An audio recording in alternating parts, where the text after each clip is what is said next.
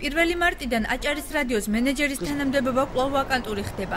ერთ-ერთ პრეტენდენტად მენეჯერის თანამდებობაზე კონსტიტუციონალიზმის კვლევისა და ხელშეწყობის რეგიონალური ცენტრის საქალაქო განათლებისა და საზოგადოებასთან ურთიერთობის დეპარტამენტის დირექტორი სულხან მელაძე განიხილება.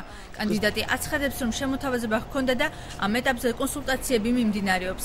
აცხადებს, რომ დანიშნულ შემთხვევაში საინფორმაციო გამოშვება გაძლიერდება. შემოთავაზება ნამდვილად არის, მესაუბრა პირადად გენერალური დირექტორი. მე დავინახავ, რომ ამ ეტაპზე არ არის არაფრის გაკეთების საშუალება, თუ ასე ჩამოვხალიბდები, რა თქმა უნდა, მაშინ წინააღმდეგ დარჩება წინააღმდეგ. ის რომ რადიო საინფორმაციო გამოშვება არ უნდა იყოს ანალოგიური ტელევიზიისა და სხვაობა არის მხოლოდ ის, რომ ამ შემთხვევაში რადიო და ვიზუალი არ არის. ეს რა თქმა უნდა ორი აზრი არ არსებობს. ცვლილებებს აჭარის ტელერადიო დეპარტამენტის ხელმძღვანელი ნოდარ ცეცხლაძის მიერ სატელევიზიო პროექტში დაბრუნებით ხსნის და აცხადებს, რომ მას მნიშვნელოვანი პროექტი ჰქონდა, რომლის განახლებაც იგეგმება. მისი თქმით, მიმდინარეობს სხვა კანდიდატურებზე მსჯელობაც. ბატონი ნოდარ ცეცხლაძე, რომელიც დაინიშნა რადიოს მენეჯერად, ეს არის ტელევიზიის სპეციალისტი.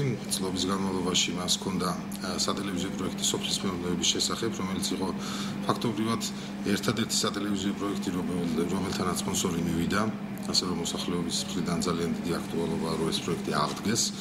გაზაფხულია, სასოფლო სამეურნეო საუშეები იწყება და ბატონი ნოდარის სურვილია, რომ ეს პროექტი განაახლოს.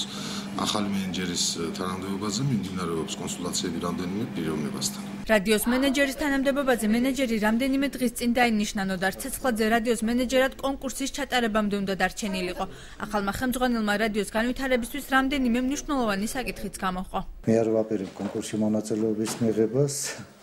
მანამდე რა თქმა უნდა შევასრულებ მენეჯერის მოვალეობას. რამდენიმე პროექტი უკვე მზად არის, რამდენიმე პროექტი მზადდება. ვაპირებთ ახალი თანამშრომლების მიღებას, რა თქმა უნდა